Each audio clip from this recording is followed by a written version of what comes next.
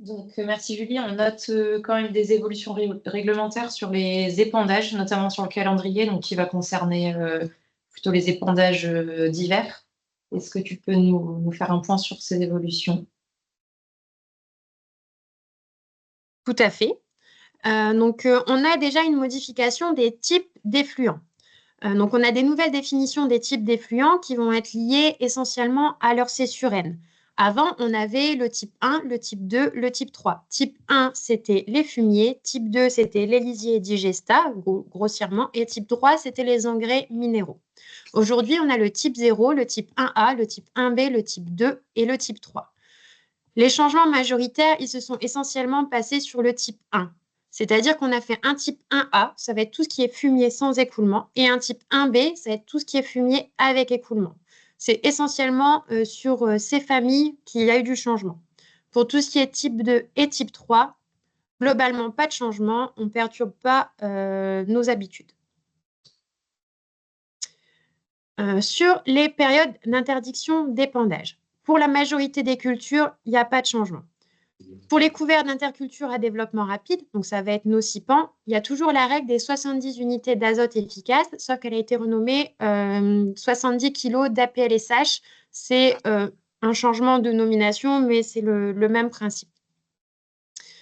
On a toujours des périodes d'apports hivernaux interdits selon les types d'effluents, sauf qu'on a introduit une souplesse.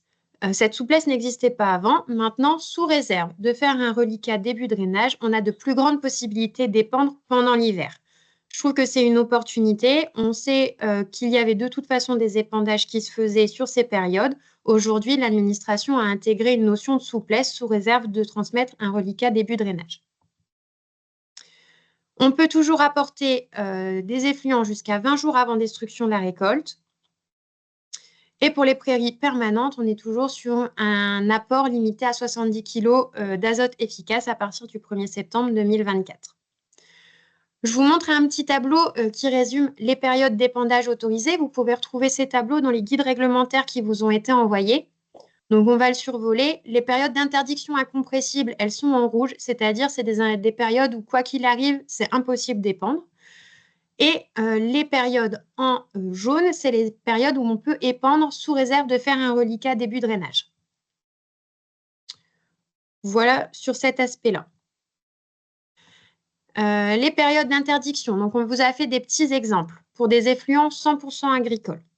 Un lisier épandu sur couvert détruit avant fin d'année. Donc, on est sur un type 2. L'épandage est complètement possible du 1er février au 14 octobre. On peut toujours apporter selon 15 jours avant le semis jusqu'à 20 jours avant récolte du couvert intermédiaire.